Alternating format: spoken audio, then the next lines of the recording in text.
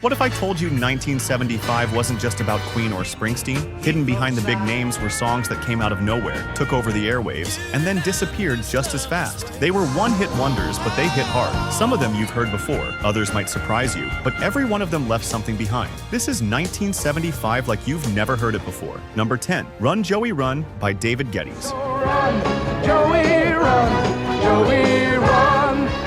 It wasn't just a song, it was a soap opera with a beat. Released in the summer of '75, Run Joey Run told the tragic story of young love, a disapproving father, and a fatal ending. David Geddes was in law school when the producers behind the track asked him to sing it. He dropped out when the song hit number 4 on the Billboard Hot 100 and number 1 on Cashbox. It begins with a soft voice calling out for help, then unravels into full drama. And here's the last words Julie said.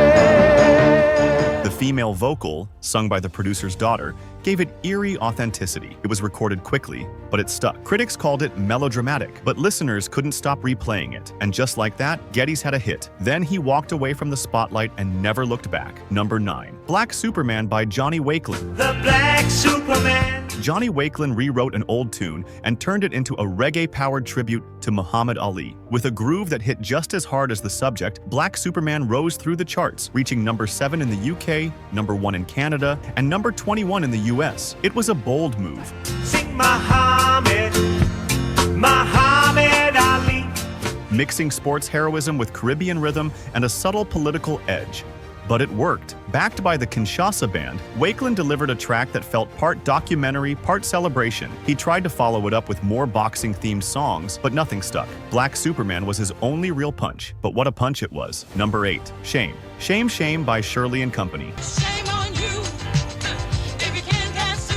Before disco was everywhere, Shirley and Company gave it its first real anthem, Shame. Shame Shame hit in late '74, but it owned the dance floor all through '75. With a Bo Diddley beat, slick bass line, and Shirley Goodman's powerful vocals, the track shot to number 1 on the US disco and soul charts, and number 12 on the Hot 100. Got my sunroof down. Put it down. Got my Shirley had already been around. She was half of the '50s duo Shirley and Lee, but this was something else. Produced by Sylvia Robinson, the song was recorded at Soul Sound Studios and captured the wild freedom of the dance era before it fully arrived. Shirley and Company never followed it up, but this one hit helped kick disco into motion. Number 7, Chevy Van by Sammy Johns. A ride in the wagon.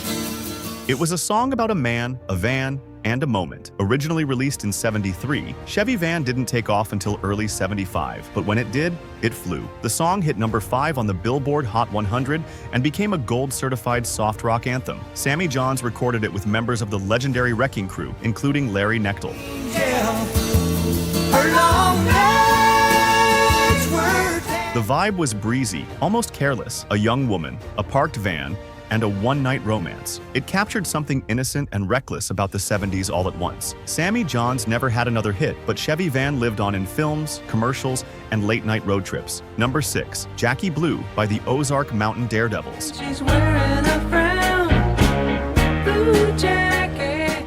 It was haunting, smooth, and just strange enough to stand out. Jackie Blue was released in early '75 and quickly climbed to number 3 on the Billboard Hot 100. Written by Steve Cash and Larry Lee, the original inspiration was a guy they met in Los Angeles, but they rewrote it as a mysterious woman with secrets and dreams. If you never lose, ask a winner and you'll probably find. Produced by Glyn Johns and David Anderle, the song blended soft rock with a slightly psychedelic edge. It came from their second album, It'll Shine When It Shines. The Ozark Mountain Daredevils had minor success before and after, but nothing hit like Jackie Blue. One perfect swirl of melody and mystery that never fully faded. Number 5, Fallen in Love by Hamilton, Joe Frank, and Reynolds. Baby, baby, falling in love.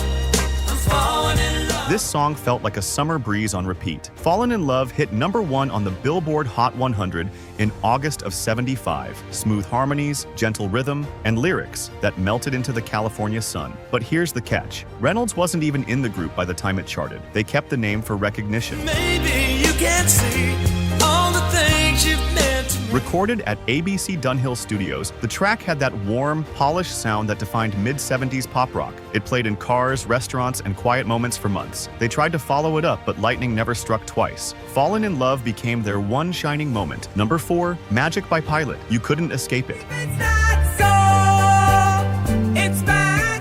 Magic was everywhere in '75, a perfect slice of British pop rock recorded at Abbey Road Studios and produced by Alan Parsons. With its bright keys, tight harmonies, and that unforgettable line, "Oh, oh, oh, it's magic," the song soared.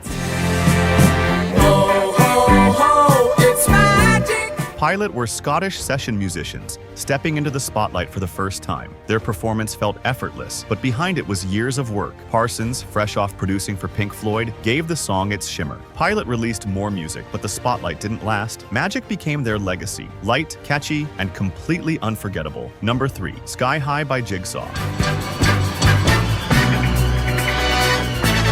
It sounded like a Bond theme, but it came from a British pop band few people had heard of. Sky High blended disco strings with rock drama, driven by Des Dyer's falsetto, and a melody that refused to land. Released in late '74, it peaked in the top 10 in over a dozen countries, including number 3 in the US. Recorded at Decca Studios in London, it was intended for a film called The Man from Hong Kong, but it outgrew the movie. Jigsaw had been around for years, but this was their moment. They tried to keep it going, but nothing stuck. Sky High lived up to its name, then disappeared into the clouds. Number 2, Dreamweaver by Gary Wright. It was one of the first songs built entirely on synthesizers. Dreamweaver didn't just sound new, it felt like another world. Gary Wright had played keyboards with Spooky Tooth and appeared on George Harrison's solo records. But it was a trip to India and a spiritual book that inspired this solo breakthrough. Back in California,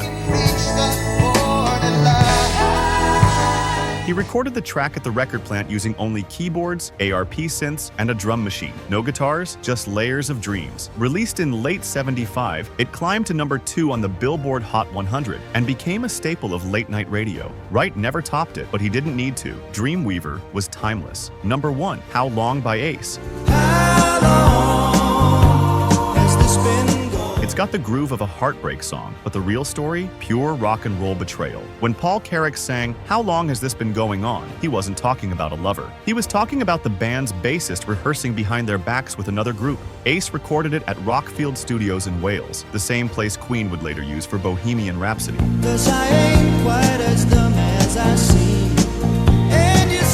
Carrack's voice was cool, soulful, and unforgettable. Released in March of '75, the song hit number 3 in the US and became a quiet classic. The band didn't last, but Carrack went on to sing for Squeeze and Mike and the Mechanics. This was his first spark, and it still burns. These were the songs that came and went, but left something behind. Some of them you knew, others you just met, but every one of them deserves to be heard again. So which one hit you the hardest? Let us know in the comments. And if you want more forgotten gems, you know what to do.